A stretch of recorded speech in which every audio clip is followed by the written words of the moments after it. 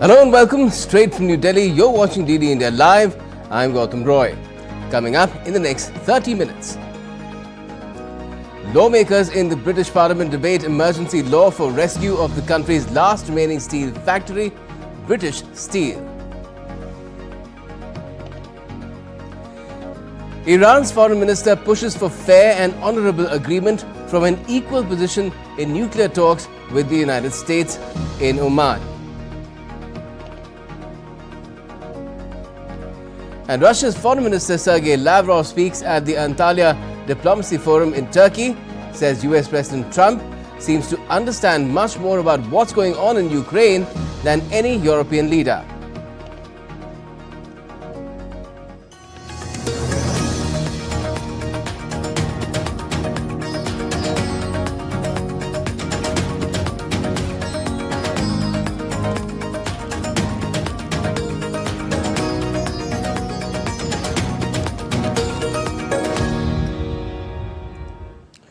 But in a race to save jobs and the country's steel-making future, the British Parliament has been recalled on Saturday to pass emergency legislation aimed at keeping British Steel's blast furnaces running. The government moved to pass emergency laws after British Steel, owned by China's Jinghe Group, announced plans to shut down its loss-making blast furnaces, a move that could impact over 3,500 direct jobs and many more across the supply chain. Officials say the plant is losing nearly 700,000 British pounds a day, but its output is vital for industries like railways, construction and autos. Shutting it down would leave Britain dependent on steel imports, especially risky amid growing global trade tensions. I believe that capacity is an important one. The steel strategy looks at new ways of doing that, not just protecting the past, but what the future might be, particularly DRI, a technology I think is of significant potential interest to us in future. But I do think the particular situation here with the last remaining blast furnaces and the proposition put towards us meant this is an exceptional and unique situation that I do need all colleagues to recognise. So the British MPs are trying to ensure that steel stays in Britain. It's made in Britain. Now, Iran and the United States have begun crucial talks on Saturday in Oman to reach a new nuclear deal in an effort to ease tensions and avert another conflict in West Asia. Iran's negotiating team, led by Iranian Foreign Minister Abbas Araghchi, arrived in Muscat on Saturday for high-level discussions with Donald Trump's special envoy, Steve Witkoff. Iran's top diplomat has said that his country seeks a fair and honorable deal with the US hours before the start of talks between the two sides. Our intention is to reach a fair and honorable agreement from an equal position, and if the other side also comes from the same position, then hopefully there will be a chance for an initial understanding that will lead to a path of negotiations.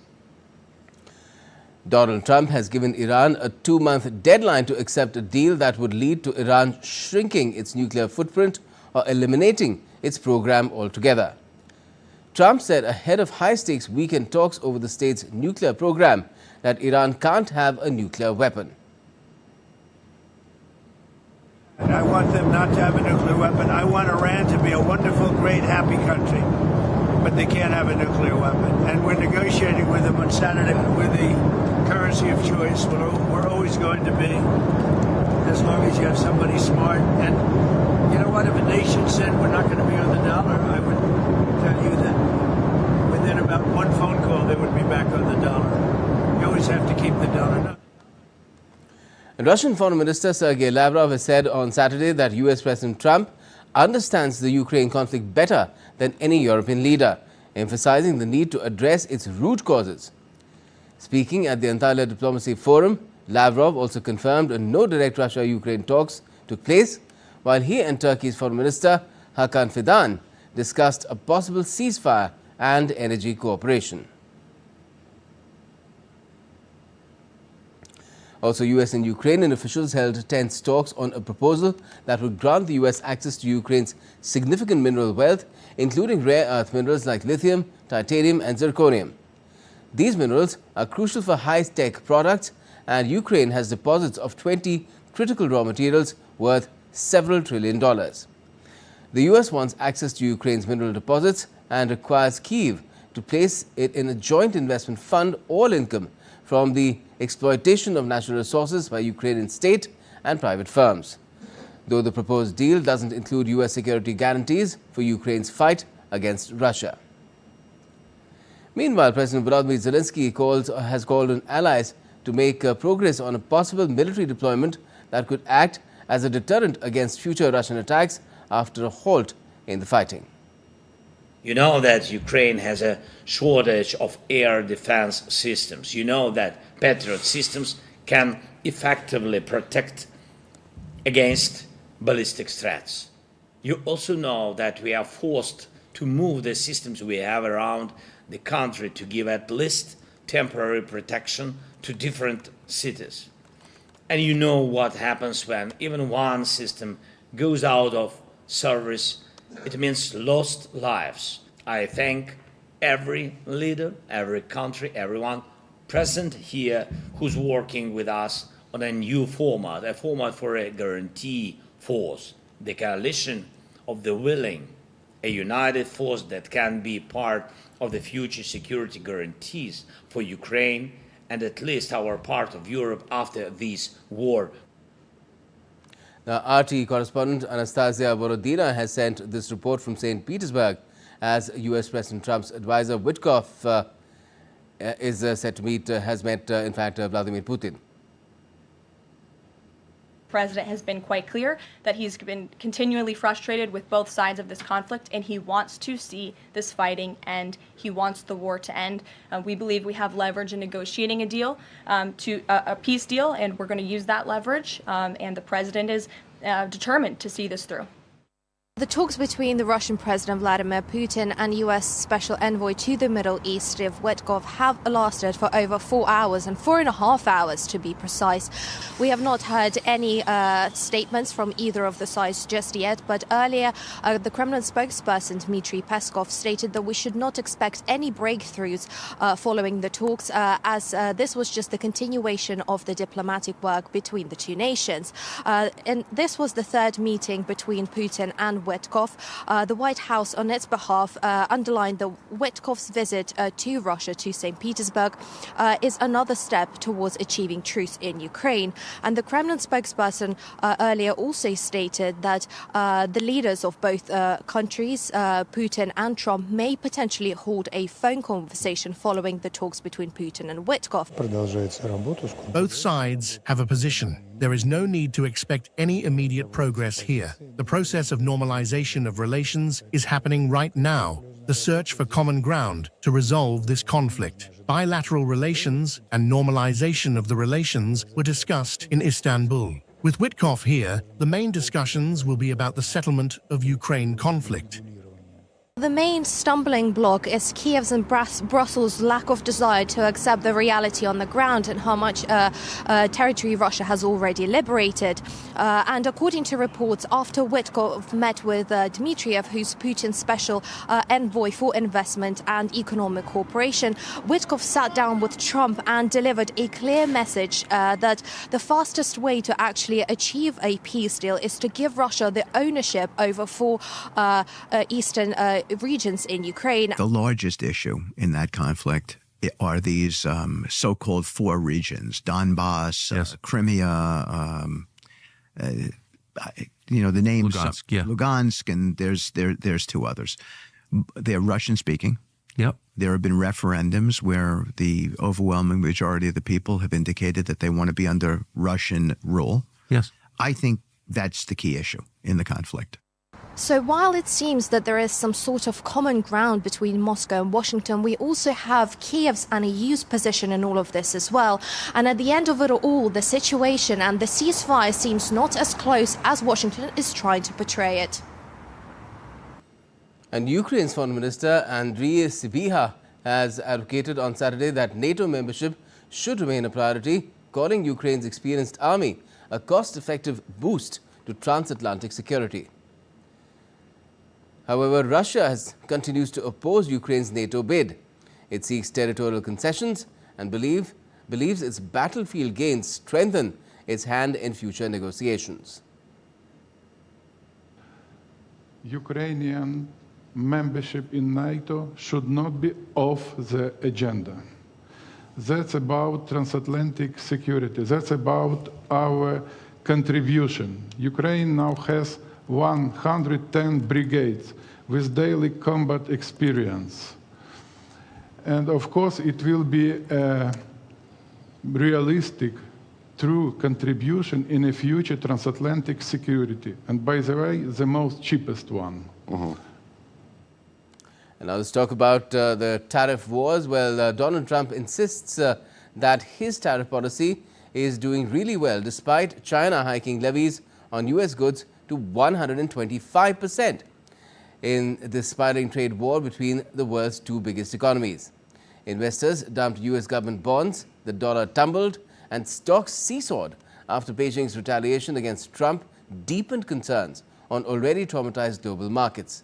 Trump sent financial markets into a tailspin by announcing sweeping import taxes on dozens of trade partners last week, only to abruptly roll them back to 10% on Wednesday for 90 days, while raising levies on goods from China. I think the markets were solid today. I think people are saying we're in great shape.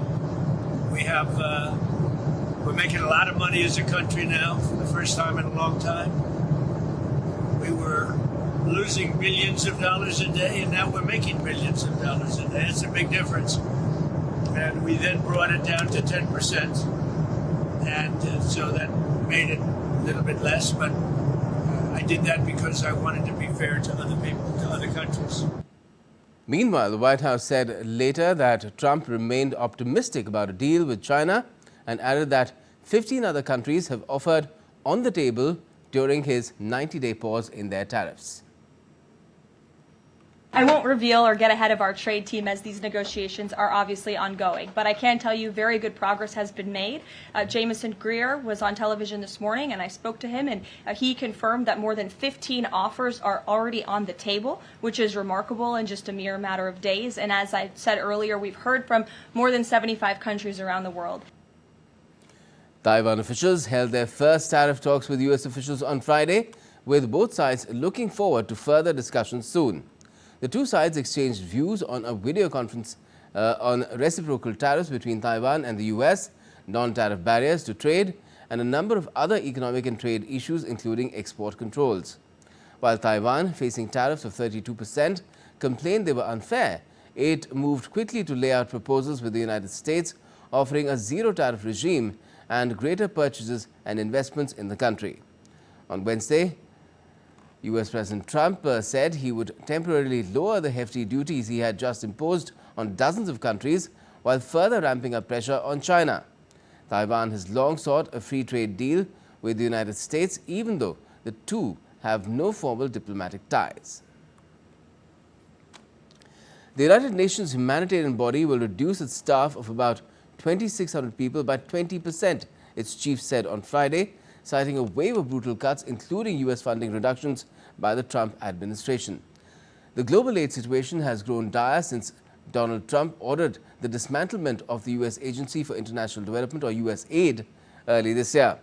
Trump administration scrapped 83% of humanitarian programs funded by USAID. The agency had an annual budget of $42.8 billion, representing 42% of total global humanitarian aid. The UN High Commissioner for Refugees, which employed nearly 20,000 people at the end of September, also indicated in March that it expects a significant reduction in its workforce due to the absence of American funding. Demonstrators clashed with police outside Santiago's Monumental Stadium while protesting the deaths of two Colo-Colo fans. The fatalities occurred shortly before a match between Chile's Colo-Colo and Brazil's Fortaleza, after police blocked around 100 fans trying to enter the stadium.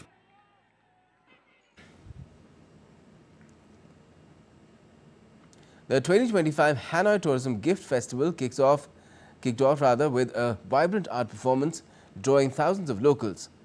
Part of a broader campaign to promote the capital's tourism, the three-day event showcases Hanoi's culture, through unique souvenirs, live craft demos and a virtual reality heritage zone. And still to come on this edition of DD India Live. Argentina seals a $20 billion 48-month extended fund facility deal with the International Monetary Fund. South Koreans supporting Yoon Suk-yeol gather in huge numbers in capital Seoul. And China's Inner Mongolia has been hit by typhoon-like gales as well as snowfall.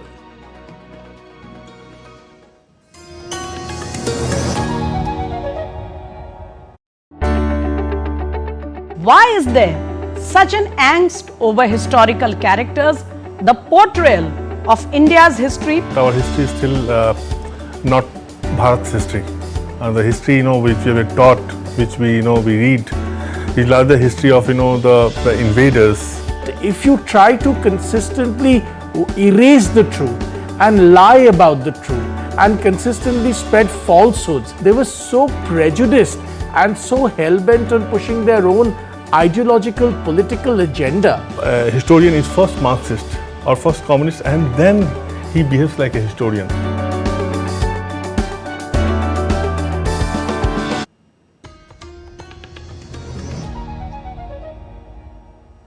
Welcome back. You're watching DD India Live. I'm Gautam Roy. Now, in a major policy move, Argentina sealed a $20 billion 48-month extended fund facility deal with the International Monetary Fund on Friday and dismantled key parts of its years-long currency controls and loosened its grip on the peso. The IMF will disburse $12 billion by next Tuesday, while another $2 billion will become available by June. The deal is expected to help Argentina catalyze additional official multilateral and bilateral support and a timely re-access to international capital markets. Argentine President Javier Milei said that the country is in a better position to face global economic turbulence. He addressed the nation in a taped TV address surrounded by his ministers, affirming the deal will strengthen the central bank reserves and allow inflation to continue on its declining path. Esta nueva realidad fiscal, monetaria y cambiaria significa. This new fiscal, monetary and exchange reality means two things for the country. On the one hand, from now on, there will be no reason why Argentina has self-inflicted turbulences. On the other hand, we are in better conditions than ever to resist external turbulences.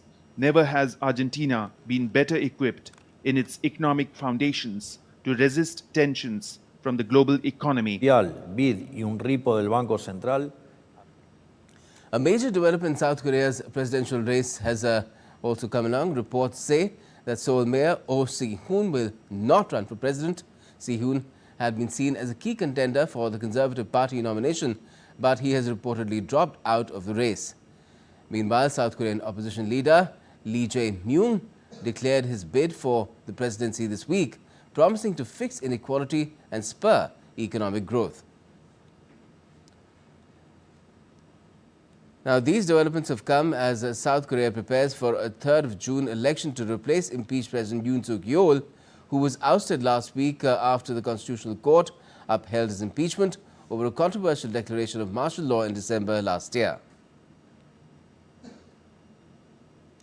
South Koreans supporting Yoon Suk-yeol gathered in huge numbers in the capital Seoul on Saturday after the ousted president returned to his private home a day earlier, following his removal from office after a court ruling favoured his impeachment. Thousands of conservative Yoon supporters crammed around the downtown area, calling for Yoon's return and waving South Korean and US flags. Plus, they also shouted slogans saying Yoon again. The race to replace Yoon kicked off this week, and supporters say the ousted president will still play a big part in the upcoming presidential elections. The former president still faces trial on a criminal charge of leading an insurrection, which is punishable by death or a life sentence if he is convicted. China's Inner Mongolia region deployed emergency responders as rare typhoon-like gale winds swept over the country's northern regions. Footage aired by CCTV showed Hulenbuir and Baotao cities impacted by strong snowstorms with visibility less than 300 meters on roads in some areas. Strict traffic controls were in place on provincial and national highways, with police officers on hand to shovel stuck cars out of snow. Now, a day after the US Supreme Court directed Donald Trump's administration to facilitate the release of a man wrongly deported to El Salvador prison, speaking to reporters, Donald Trump said that he would follow the Supreme Court's ruling. Now, the US Supreme Court had directed the Trump administration on Thursday to facilitate the return of the United States of Kilmar Abrego Garcia, a Salvadoran man who the government had acknowledged was deported in error to El Salvador. Gabonese citizens turned out early on Saturday to vote in a pivotal presidential election just months after a military coup reshaped the nation's leadership. The vote comes 19 months after General Brice Oligui Nguema ousted longtime President Ali Bongo, ending over 50 years of dynastic rule. Nguema, now interim leader of the oil-rich Central African country, is the frontrunner in the presidential race and campaigned nationwide under the slogan, "We Build Together." Italy's Deputy Prime Minister Antonio Tajani today called on India's President Draupadi Murmu at Rashtrapati Bhavan in New Delhi, which is the presidential estate. President Murmu said that there is a great potential for growth in bilateral trade and investment between India and Italy. India's rapid economic growth and the roadmap for Viksit Bharat by 2047 present numerous opportunities for industrial partnerships and collaboration. Tajani, also the Minister of Foreign Affairs and International Cooperation, is on a two-day visit to India starting Friday.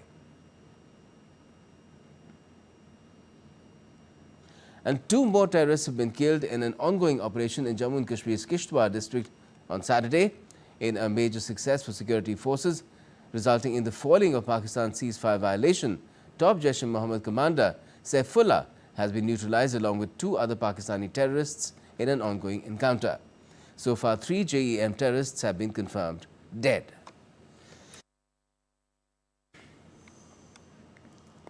Now, the 4th edition of the India-US Bilateral Tri-Service Humanitarian Assistance and Disaster Relief Exercise Tiger Triumph 2025 concluded with a Grand Distinguished Visitors Day at Andhra Pradesh's Kakinada city.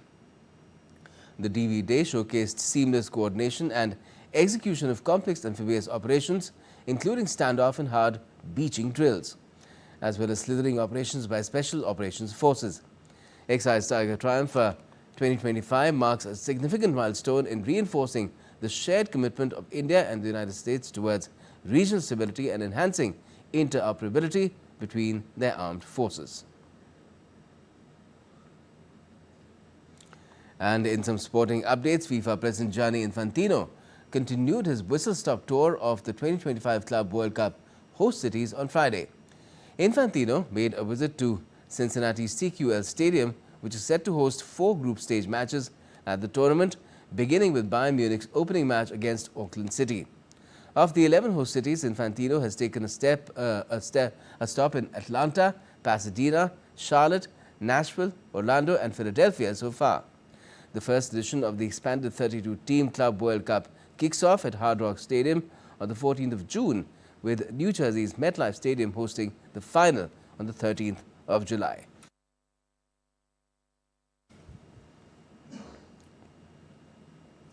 La Liga leaders Barcelona are set to lock horns with Leganes in an away game on Sunday. While Barcelona have the opportunity to extend their advantage in the league standings, Leganes are placed 18th with 28 points, 2 points below the safety zone. Barcelona will also be aiming to avenge the surprise 1-0 home loss they suffered against the Leganes in December. They defend really well, but also, especially in the set pieces, in our match was really good. But they know how to attack, how to attack the deep. So we have to take care about that, and then of course we have to focus on this match because we are now the first in the table and want to show that. We want to show that, and of course they are fighting to stay in the league, and it will be a tough match. And that's all we have for this edition of DD India Live, but let us know your thoughts on the news of the day. And for those who know, you can get all the latest news and updates from India and across the world on DD India's mobile app. It's available on both Android and iOS. You can scan the QR code on the screen and download the app right away. And we'll be back with more news as it breaks here on DD India. I'm Gautam Roy, and from all of us here in Delhi, thanks for watching DD India Live.